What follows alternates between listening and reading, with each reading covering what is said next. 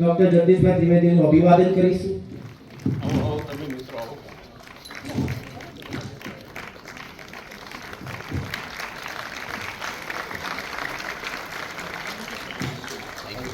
ભૂદેવ રત્ન award શરૂ કર્યો છે 2022, 2023, 24 અને 25. આપણને આજે આટલો સરસ મોકો મળ્યો છે જગદીશભાઈ ત્રિવેદીને 2025 ભૂદેવ રત્ન એવોર્ડ કર્યો છે. આ મોમેન્ટો છે અને આ છે ભૂદેવ રત્ન એવોર્ડ, જે આપણે સ્પેશિયલી આપણા ભૂદેવમાંથી જે આઉટસ્ટેન્ડિંગ હોય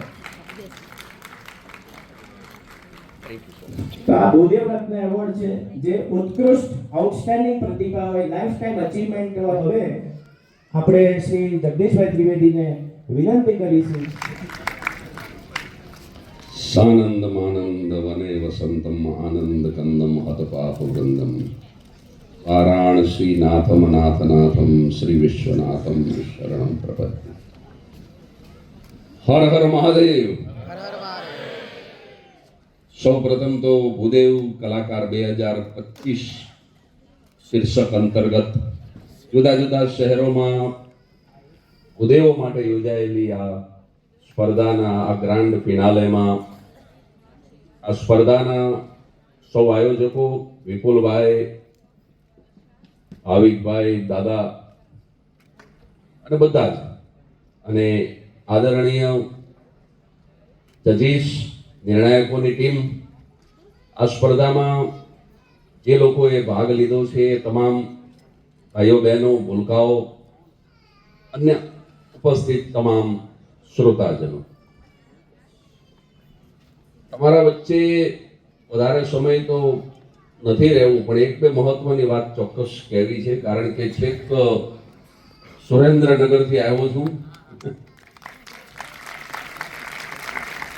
પહેલી વાત તો કોઈકે મને પૂછ્યું તો અમેરિકાના લોસ એન્જલસમાં કાર્યક્રમ હતો અને 3 વર્ષ પહેલા કોઈકે મને પૂછ્યું કાર્યક્રમ બાદ કે બ્રાહ્મણ એટલે શું, અને એ પ્રશ્નના જવાબમાં પછી રિટર્ન એક કવિતા હવામાં ઉડતા ઉડતા લખી હતી, જે વિચારો મને એ વખતે ઉતર્યા ઉપરથી, એનાથી શરૂઆત કરું કે બ્રાહ્મણ એટલે શું.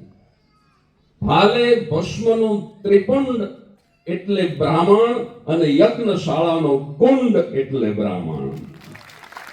ભાલે ભસ્મનો ત્રિપુંડ એટલે બ્રાહ્મણ, યજ્ઞશાળાનો કુંડ એટલે બ્રાહ્મણ, મહાદેવને વાલું બિલી પત્ર એટલે બ્રાહ્મણ, અત્ર તત્ર સર્વત્ર એટલે બ્રાહ્મણ, અને અડધું ગાડું અંગ એટલે બ્રાહ્મણ. બ્રાહ્મણની કલ્પના કરો તો એમ લાગે કે કેળ સુધીનું પાણી હોય, જળમાં ઊભો હોય, ઉગાડું શરીર હોય અને સૂર્યનારાયણને અર્ઘ્ય આપતો હોય, તો અડધું ઉગાડું અંગ એટલે બ્રાહ્મણ, અને આઝાદીનો જંગ એટલે બ્રાહ્મણ. સાહેબ, સૌથી પહેલા આઝાદીના જંગમાં કોઈ કૂદી પડ્યો હોય તો એ મંગલ પાંડે નામનો બ્રાહ્મણ હતો સાહેબ. એટલે આ કવિતા તો બહુ લાંબી છે, પણ આપણે આ છીએ શસ્ત્ર અને શાસ્ત્રનો સંવાદ એટલે બ્રાહ્મણ. શસ્ત્ર પણ ઉપાડી શકે અને શાસ્ત્ર જેને વરેલું છે, આ બંનેનો જે સંગમ થઈ શકે, બંનેની સાથે જે જોડાઈ શકે, એ બ્રાહ્મણ છે. આ કવિતા તો લાંબી છે, મારે વિશેષ કશું કહેવું નથી, પણ હવે આજના પ્રસંગને અનુરૂપ એકાદી વાત તમારી સામે મૂકું. અહમની અભિવ્યક્તિ ન ગણતા વાત પૂરી થશે એટલે તમને ખ્યાલ આવશે કે હું શું કહેવા જઈ રહ્યો છું. મહાદેવની કૃપાથી, આપ સૌના આશીર્વાદથી 3 અલગ અલગ યુનિવર્સિટીમાંથી 3 વખત પીએચડી કરવાનું સૌભાગ્ય મને મળ્યું. અત્યારે અહમની અભિવ્યક્તિ જેવું લાગશે, પણ વાત પૂરી થાય ત્યારે બરાબર પકડાઈ જશે હું શું કહેવા માંગુ છું. 3 અલગ અલગ યુનિવર્સિટીમાંથી 3 વખત પીએચડી તો કર્યું, પણ આમાં મોટા ભાગનાને ખબર હશે કે 11 મામા અને 12 મામા એમ 2 વખત હું નાપાસ થયેલો. લીંબડીની બ્રાહ્મણ બોર્ડિંગના ઇતિહાસમાં આજ દિવસ સુધી ટ્રસ્ટીઓએ કોઈ વિદ્યાર્થીને રસ્ટિકેટ કર્યો હોય એવો એકમાત્ર વિદ્યાર્થી બનવાનું સૌભાગ્ય મને મળ્યું છે. એટલે લીંબડી બ્રાહ્મણ બોર્ડિંગમાંથી રસ્ટિકેટ થયેલો, 11મા અને 12મામાં નાપાસ થયેલો એવો એક માણસ અત્યારે તમારી સામે ઊભો છે. પણ હું આ સૌ જે કંઈ 4 કેટેગરીમાં એમાં ગાયન પણ હતું, એમાં વાદન પણ હતું, એમાં નૃત્ય પણ હતું, અને એક અધર એટલે એમાં પછી સ્ટેન્ડ અપ કોમેડી કે બીજી કોઈ પણ શ્લોક ગાન કે કોઈ પણ સ્પર્ધા. તો 4 અલગ અલગ કેટેગરીમાં અને 4 અલગ અલગ વય જૂથમાં જે લોકોએ પરફોર્મ કર્યો એનું આ શું કામ કહેવા માંગુ છું, આ અહમની અભિવ્યક્તિ નથી, આનો અંત સાંભળજો. 3 અલગ અલગ યુનિવર્સિટીમાંથી પીએચડી કર્યું પણ 2 વખત નાપાસ થયેલો, એટલે ખાસ યુવાન ભાઈ બહેનોને કહી દઉં કે 2 વખત નાપાસ થયા પછી પણ મરવાનો નબળો વિચાર 1 સેકન્ડ માટે નહોતો કર્યો. અને સાહેબ, લીમડીની ભોગાવો નદીના કાંઠે મોડી રાત સુધી હું રડતો બેસી રહ્યો, પણ જ્યારે ઊભો થયો મધ્યરાત્રિએ ત્યારે પ્રતિજ્ઞા કરીને ઊભો થયો હતો કે 2 વખત નાપાસ ભલે થયો પણ 2 વખત પીએચડી કરીને ન બતાવું તો હું જગદીશ ત્રિવેદી નહીં. એટલે યુવાન ભાઈ બહેનોને પહેલી વાત એ કહેવા માંગુ છું કે નિષ્ફળતા મળે, કદાચ તમને શૈક્ષણિક પરીક્ષામાં નિષ્ફળતા મળે, તમને કદાચ આવી કોઈ કલાની સાહિત્યની સ્પર્ધામાં નિષ્ફળતા મળે, કદાચ તમને જીવનના કોઈ પણ મોડ ઉપર દાંપત્ય જીવનમાં નિષ્ફળતા મળે, ધંધામાં મળે, નોકરીમાં મળે, શારીરિક તમારી ક્ષમતામાં મળે, કોઈ પણ પ્રકારની નિષ્ફળતા મળે, સાહેબ ક્યારેય નિરાશ ન થશો, મરવાનો નબળો વિચાર ન કરશો, પણ મેં જે રીતે સાત્વિક પ્રતિજ્ઞા કરી એમ પ્રતિજ્ઞા કરીને ઊભા થઈ જાજો, મહાદેવ તમારા મનોરથ પૂરા કરશે. 2 વખત નહીં 3 વખત કર્યું, નહીંતર પ્રતિજ્ઞા તો 2 વખતની જ હતી. પણ હવે અગત્યની વાત હું તમને કહેવા માંગુ છું, સાહેબ, 1 રૂપિયાની 3 કોપી ઝેરોક્સ કાઢવા વાળો જગો ઝેરોક્સ વાળો એટલે હું. મુસલમાન મુસાભાઈ નામના મુસલમાનની ભાડાની દુકાન, 300 રૂપિયા મહિને ભાડું, સ્કૂટરનો વેચ નહોતો, ગાડીનું સપનું નહોતું આવતું, અને સાયકલ લઈ અને ઝેરોક્સ ભાડાની દુકાને જઈ અને 1 રૂપિયાની 3 કોપી ઝેરોક્સ કાઢવા વાળો જગો ઝેરોક્સ વાળો અત્યારે તમારા આશીર્વાદથી અને મહાદેવની કૃપાથી આ રકમ બોલતા સંકોચ થાય છે, પણ મારી જ્ઞાતિને મારા ભાઈ બહેન સામે બેઠા છે એટલે બોલું છું કે આ બ્રાહ્મણના દીકરાએ 20 કરોડ રૂપિયાનું દાન કર્યું.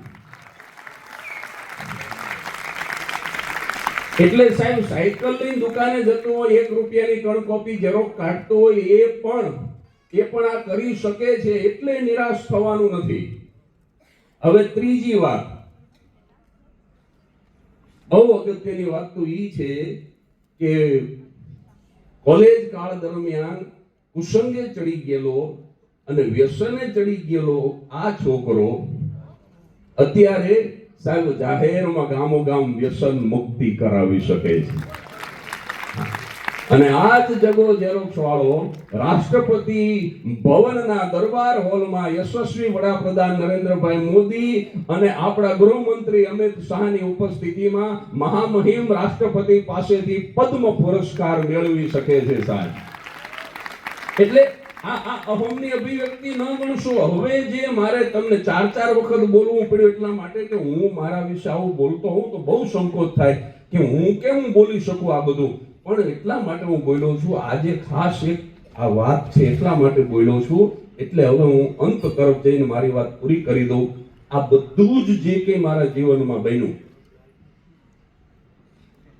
100 થી વધુ વિદેશ યાત્રાઓ કરી, 3,500 થી વધારે કાર્યક્રમો કર્યા, પદ્મશ્રી પુરસ્કાર પ્રાપ્ત થયો, 20 કરોડથી વધારે દાન કર્યું, 82 થી વધારે પુસ્તકો લખ્યા, હોસ્પિટલોની અંદર મારા નામના cancer ward, gynaec ward, Jagdish ત્રિવેદીના નામની નિશાળો, જગદીશ ત્રિવેદીના નામની લાઇબ્રેરીઓ, આ બધું જ ગુજરાતની અંદર શક્ય બન્યું. હવે ધ્યાનથી સાંભળજો, એનું કારણ એ નથી કે મેં 3 વખત પીએચડી કર્યું એટલે આ શક્ય બન્યું છે.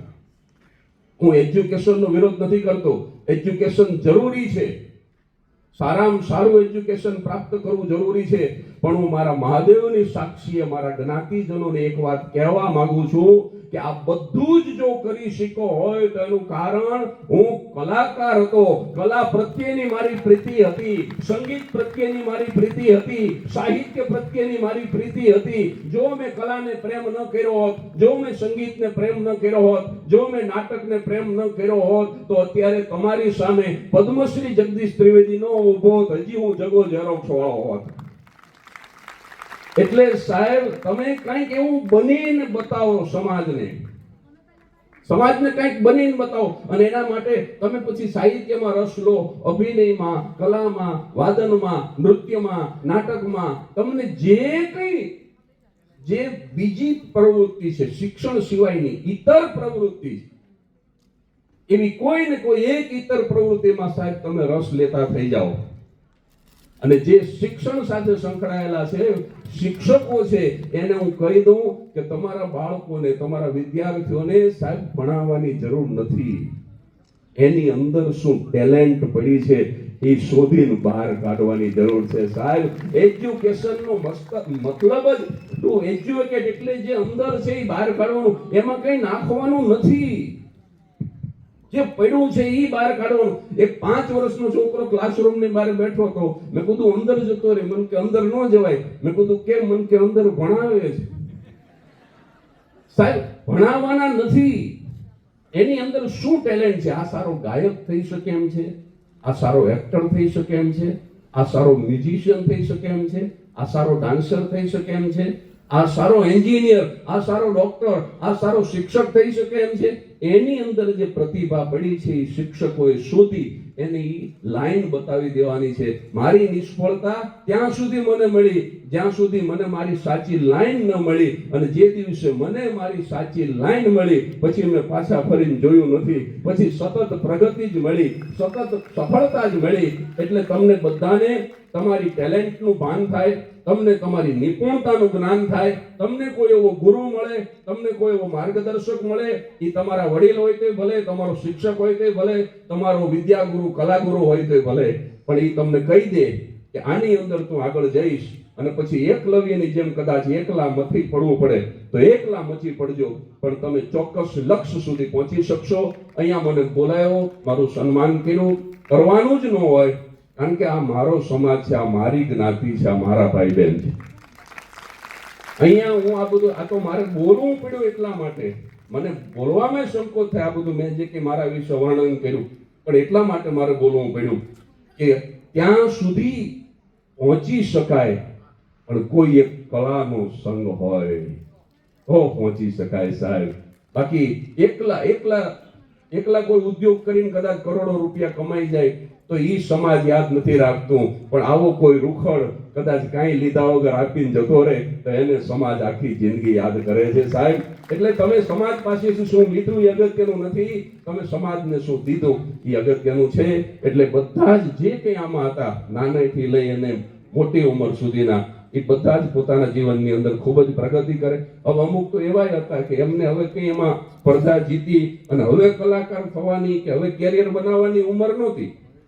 નિજાનંદ માટે રજૂઆત કરતા હતા, પણ નિજાનંદ માટે પણ એ સરસ રીતે રજૂઆત કર્યા કરે. જે નાની ઉંમરના છે એ ખૂબ જ ટેલેન્ટેડ આર્ટિસ્ટ બને એવી શુભકામના સાથે મને અહીંયા બોલવા દીધો, મને સાંભળવો, મારું સન્માન કર્યું, એ માટે સૌનો દિલથી આભાર.